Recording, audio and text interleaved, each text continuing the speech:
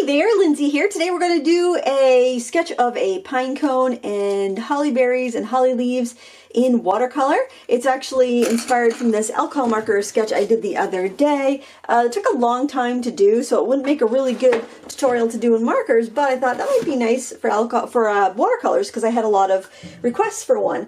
I'm using Turner Watercolors Mimic Squirrel brushes and 100% cotton watercolor paper. You can find the supplies I used at our sponsor jerrysartaround.com, and I will have supplies listed down below. I'm going to start by sketching on with some watercolor pencils. These are the Albrecht Dürer pencils, and you can also find those at Jerry's Artarama. I'm going to start just by sketching a kind of an almond shape really lightly. These pencils have so much pigment in them. And then I'm just going to put like a line right through the middle. And then as I start working down on the pine cone, I know this was really hard to see, my lines will start to curve down, and as I go over that line, they're going to curve up. And now I know that's tough to see, so I'm going to start drawing the scales in, and I think when you see me start drawing the scales in, it's going to make a lot of sense why I'm doing it this way. So here's one scale, and I have it resting on one of the lines. I've got another one up here resting on a line, and so on and so forth. And that way you can kind of go through, and just makes it really a lot easier to line up your scales when you have something to go by, basically. But again, you do want to keep your lines really light if you're sketching with something that you can't erase. When I add water to these pencils, they're going to turn into watercolor paint. So I'm not going to have a bunch of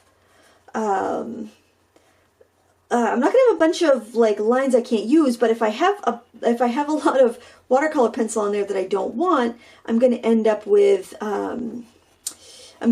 too much pigment everywhere, and it's going to be really frustrating to work with. I hadn't worked with these Albrecht Dürer pencils in quite a while, and I had done I was actually trying to do a portrait of my dog for this week's tutorial, but it was just, I had just way too much pigment to begin with from the pencils, and it just was not going well, and I had to scrap it. It was so frustrating.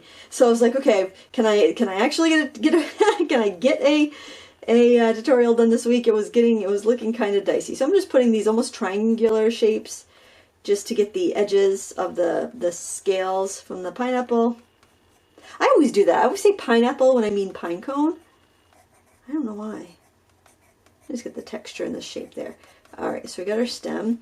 I'm going to put 3 berries. 1, 2, 3, and I'm going to draw a couple holly leaves. I am not going to draw pine leaves, or pine needles rather, because they are going to be easier to just paint with a liner brush when I'm ready.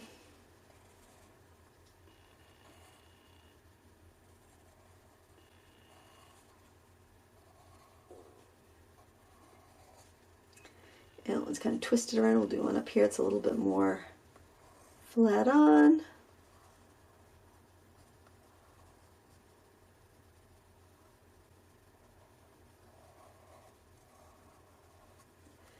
Okay, so now I'm going to take a number 8 round,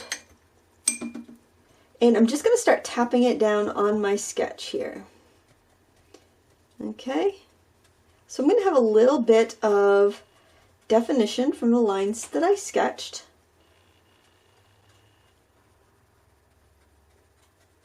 And if you go to my Instagram, I'm just at Lindsay Weirich on Instagram. You can see the illustration I did with markers. That took several hours though, so yeah, it would not be a riveting tutorial to watch. Now I'm going to grab some yellow ochre. I'm just going to tap that in. I'm going to keep this real loose. So this is going to be definitely a more loose version of the more tight, detailed version I did in marker. I'm going to grab some burnt umber. Put that in there too. And something I noticed was that there's an awful lot of purple undertones here, so I'm going to be putting those on as well. And then we'll be spattering at the end, but of course you don't need to do that if you don't want to.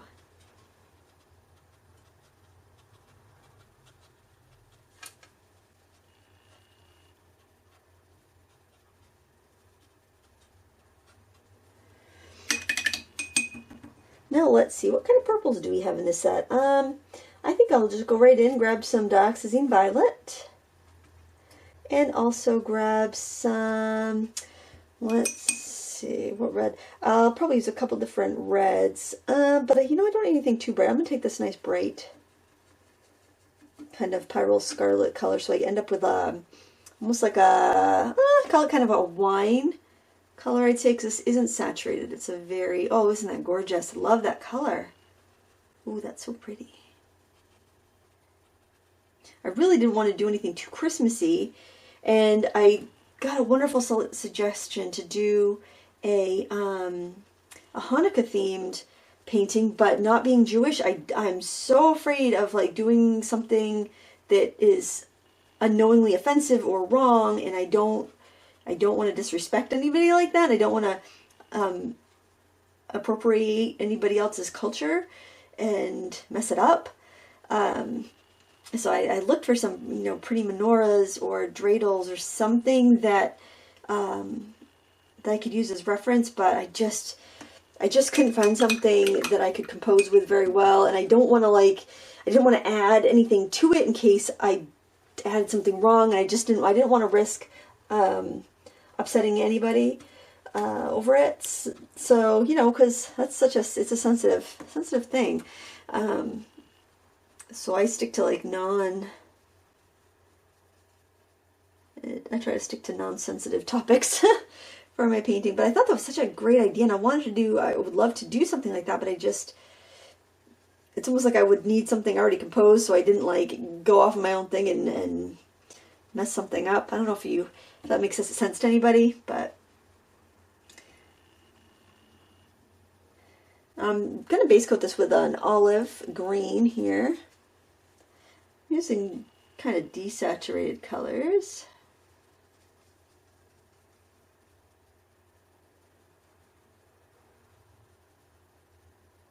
Get your lightest color down first on this guy.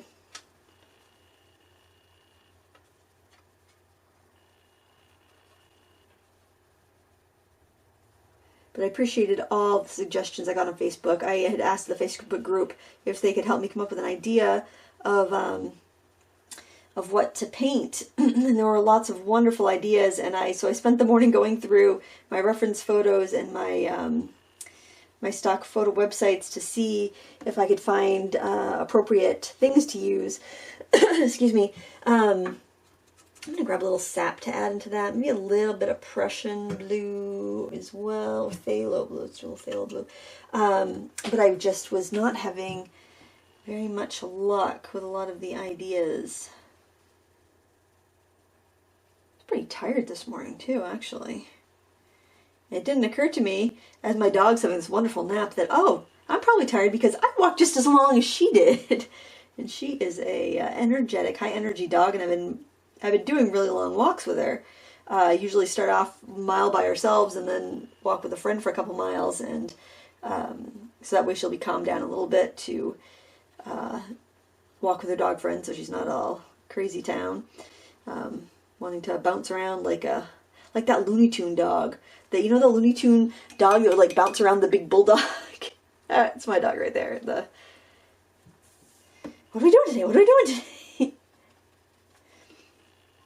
We just got her DNA back, and she's all like energetic, rowdy breeds. So it's like, yeah, that dog's gonna definitely need lots and lots of exercise, socialization, and training.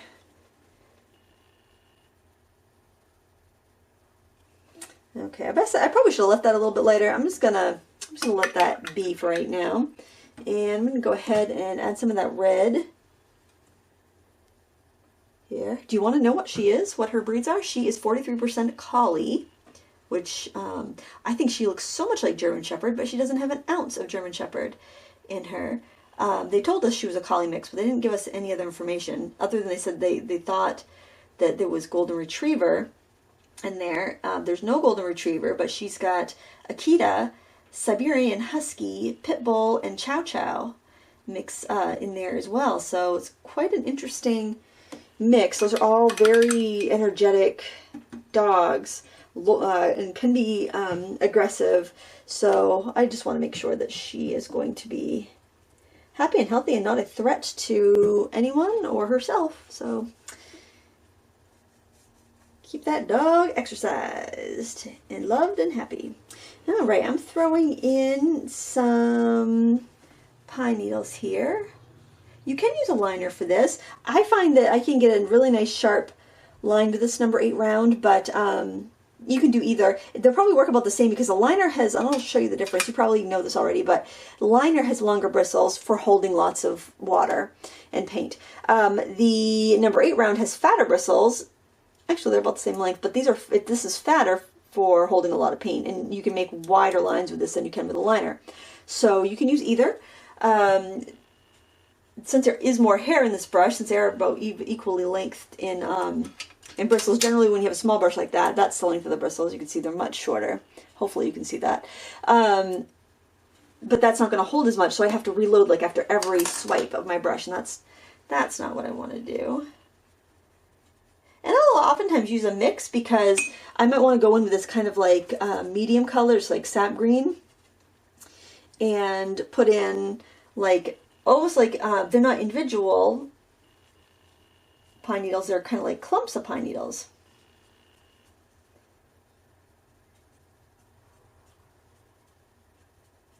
Now, I find you have a little more control over a brush, that like a regular brush than a liner brush, so that can be nice for getting the big gestures in.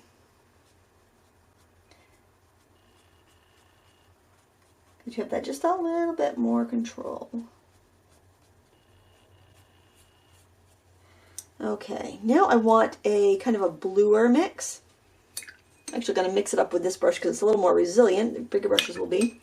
I'm going to do the phthalo blue. Oh gosh, isn't that gorgeous? I actually, you know what? I kind of like that. I think I need a little darker though, so a little more phthalo blue and a little bit more sap green. It's kind of a gorgeous sprucey teal color. Shoot. I just added ultramarine blue in that. I'm going to have to start that mix over. Whoops. We'll just wipe that away because I know I don't want to use that. So we need phthalo blue. And we need sap green. There we go. Isn't that gorgeous? Alright, so we'll load up our liner with that. We'll just roll it in there, get it nice and full. And we're going to add some pine needles with that. Your conifers often have these gorgeous blue undertones.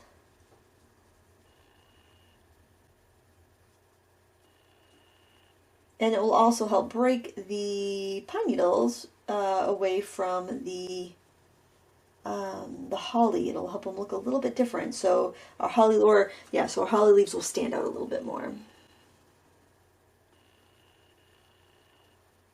I'm trying to make my needles go in the same direction as the needles underneath. So I'm just kind of like just painting these different tones in the same bunches of needles. Now, sometimes I like to go and just kind of fill in a little bit of every area that I know there would just be a really dense amount. I'm going to be, oh, I can't wait to do some splattering. That color's going to be pretty to splatter. I'm just going to drag some of that out. So I have the detail on the ends of the clusters, but I've got a little bit more density inside.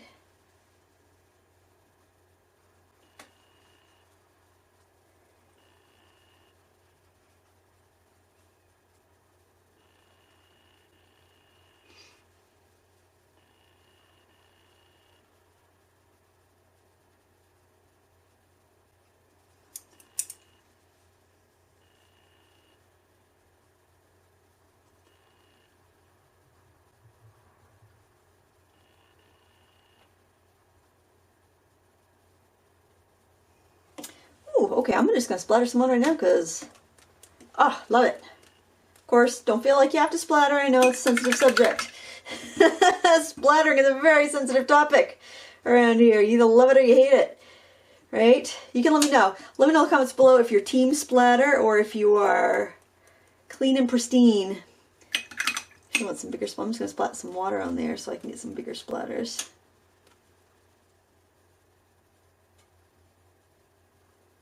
trying not to splash my marker drawing over there in case I want to scan that and do like Christmas cards with that some year. I think that'd be kind of pretty.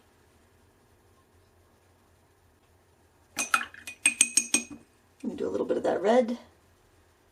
Actually, you know what? I think I'll mix it. I'll do that purpley color. I think that will be better because red splattered can kind of look like blood, and I don't like that. Not my Christmas cards. Jeez. All right, so let's see. Is that dry? I think the pine needles are dry enough. Not the pine needles. The pine cone is dry enough for us to work on that. Let's go with, actually, could use the liner. Let's use the liner so we get a nice sketchy look. I'm going to take burnt umber. I'll add a little purple to that, actually. That'd be kind of pretty. Ooh, it is gorgeous. Look at that. Burnt umber and dioxazine violet. Isn't that lovely? That's a pretty mix. It really is. I'm going to go and get that branch. So what I'm doing is kind of some calligraphy-like, just kind of choppy strokes.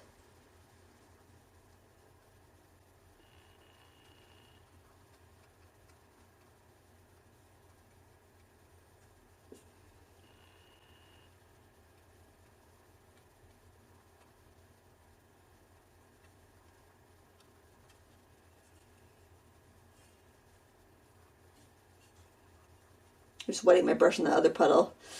That's all I was doing there. Could have used water, but I'm like, well, that's got a little pigment in it already.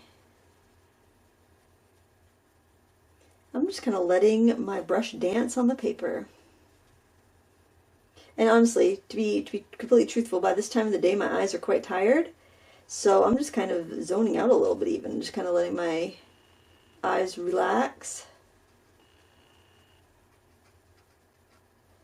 And put in some textures. I really like the looseness of that. Now I'm going to take a number 4 round, and I want to work on the holly. That's dry. Yeah, that feels dry. Take a little of that sap green. Take a little bit of, well, I don't know if I want phthalo. I'm going to grab some of those colors. I need to darken it and also desaturate it a little bit and cool it down a little bit. I like to reuse what I have already, because I find that if I do that, I just get a much more natural look. So I'm going to try to keep that center vein light.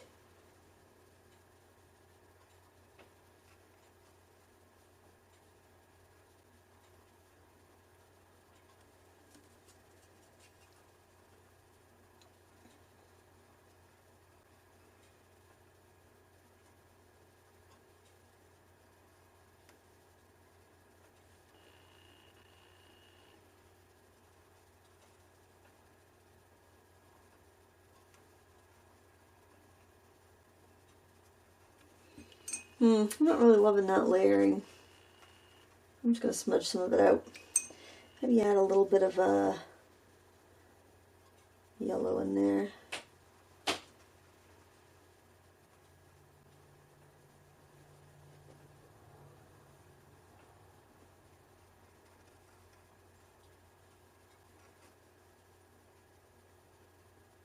Boy, my paint's lifting a lot today. This is very strange. I'm wondering, last couple pages in this book has been they've been kind of wanting to lift up on me a little bit more, just drying unevenly. I wonder what's going on.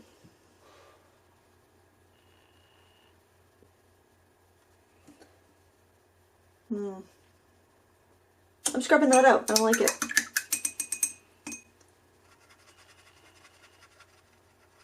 Gotta scrub it right out. It's not working.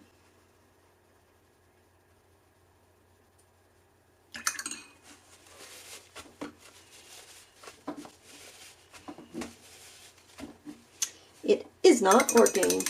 Actually, I kind of like that all right, though. So let's work on the pine needles right now.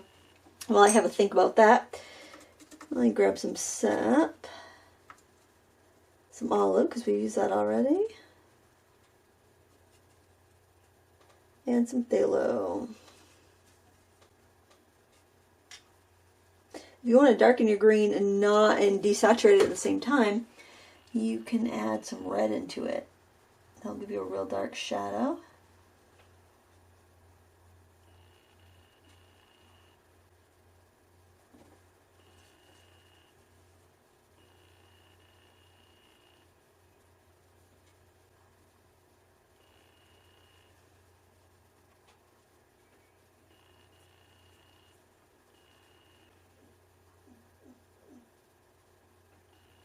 Speaking of dogs, I hear Penny outside the door.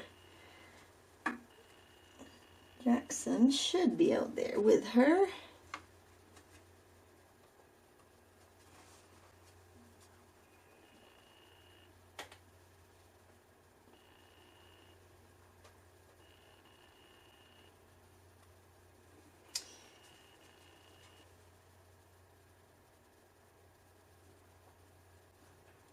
Okay. I'll do a little bit more on the berries. Actually, all I have there is just a very light wash. I'm gonna try set my. I like to let like the spatters dry naturally, so I can get the interesting variation on the pigments. That's hard because I'm gonna set my arm in it.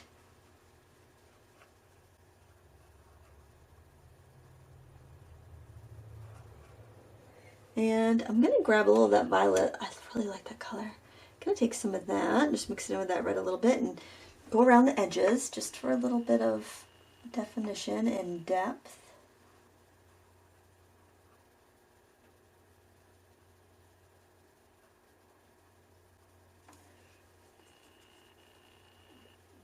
Grab a little burnt umber. Now I don't want to detail too much on the pine cone. I really want this to be pretty loose,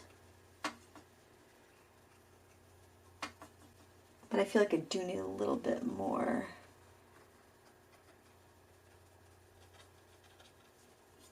A little more depth in here. I know I don't have the, my eyes are just not going to hold up for spending an hour on this painting.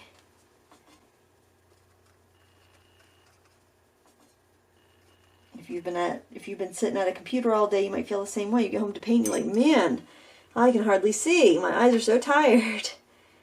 And that's understandable. And I've been painting, I was painting before this, so, you know, if you look off into the distance for like 20 seconds, like 20 feet, 20 seconds, I think is the rule, that will really recharge your eyes quite a bit. I always forget to do that, so maybe you'll remember.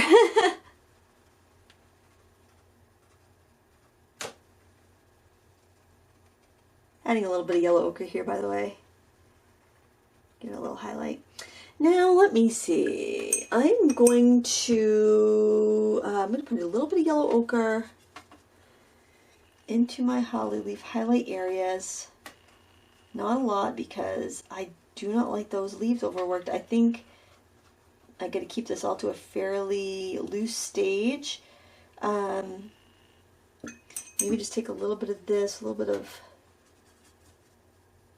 a little blue in it, a little bit of that olive. You just do just a little bit of a very loose shadow.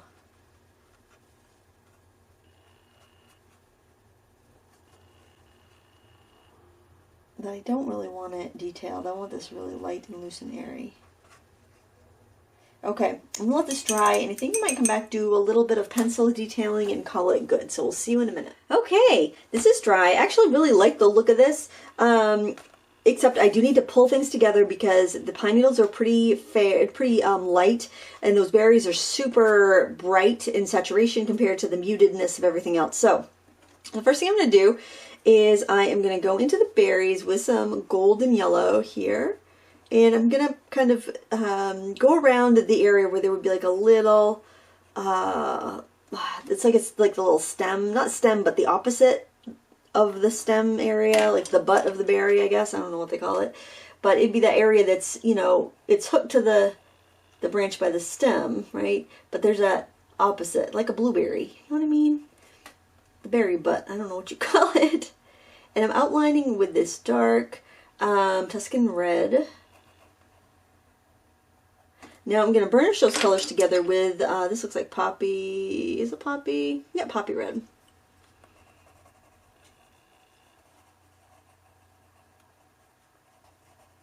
And that actually helps it give it that waxy look. Now I'm going to grab a fine liner. I'm going to go with a, let's see, oh, I don't want an 05. I'm going to try an 03. We'll see what shape this is in because I've used it quite a bit, so it might be, oh no, it seems to be all right. I'm going to put the little divot or whatever you call it on the bottom of the berries there. And I'm also going to outline it.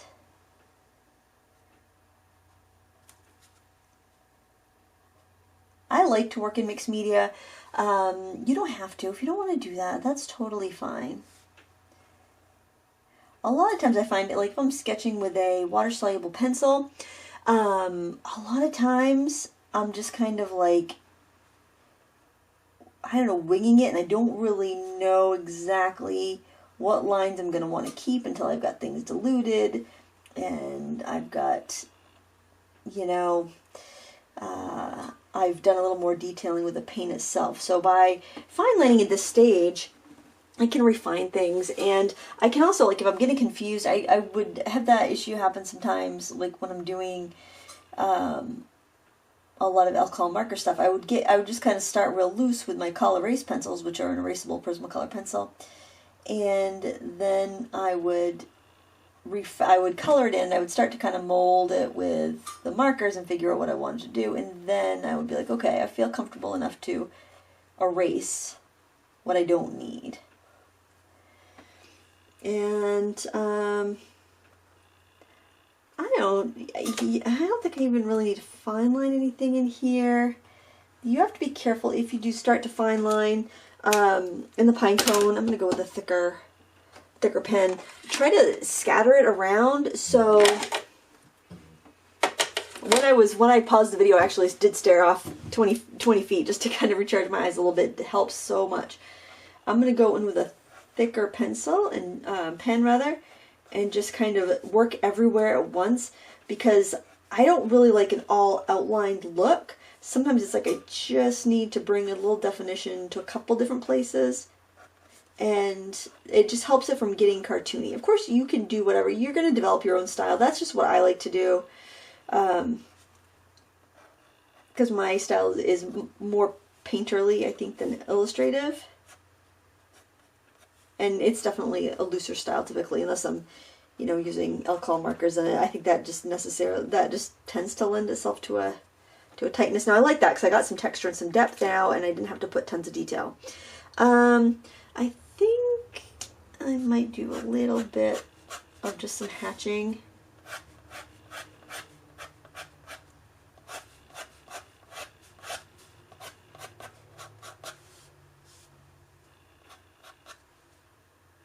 Just kind of in the more denser area.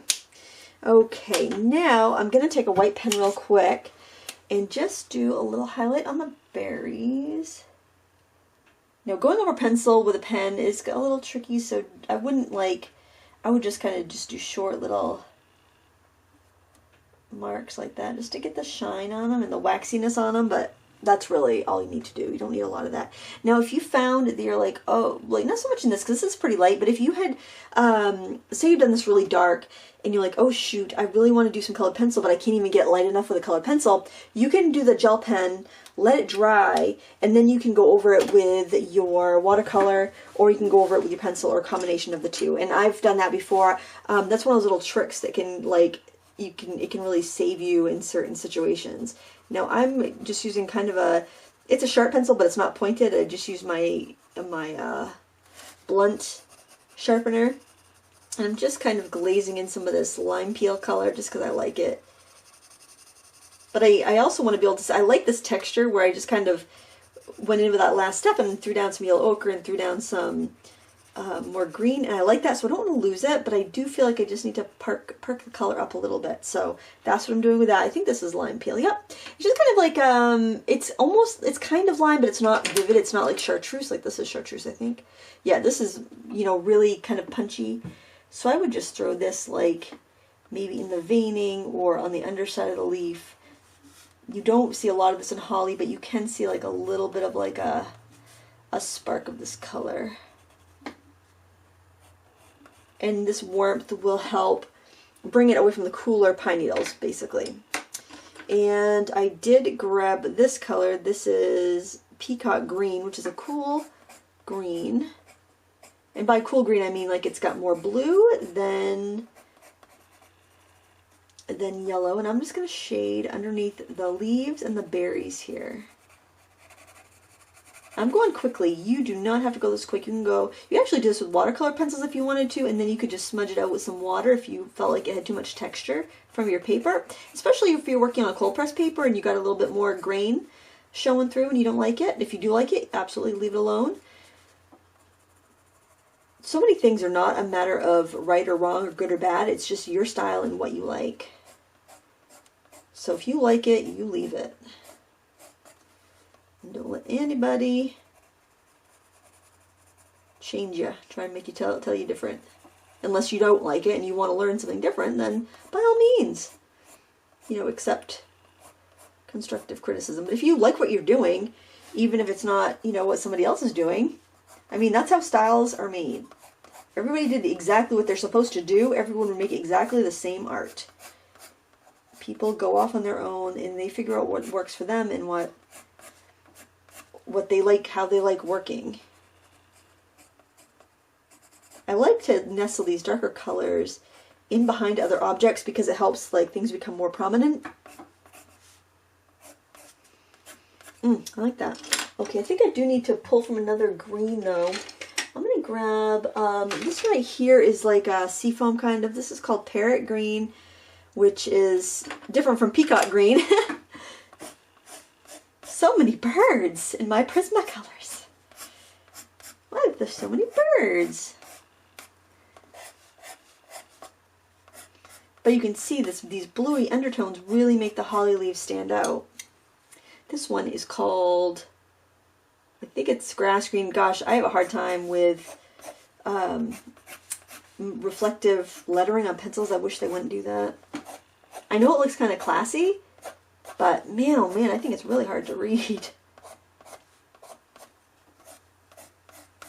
Okay, now if I want to use a little of this in the shadow, I can, because this is a warmer green.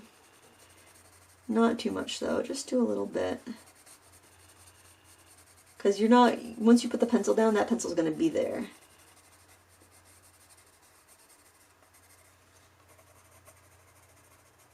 I do like to see those splashy underlaying colors. Okay, and I did grab a little bit of yellow ochre, or what, actually Spanish orange, just to hit a few bits on the pine cone. And you know what? I think I'm going to call that done. I know it's not extremely detailed or anything, but I really like the way that it's kind of loose and fun and kind of Christmassy, wintry. It doesn't have to be Christmassy. I hope you like it too. Please give me a thumbs up if you do, and we will see you next time. Bye!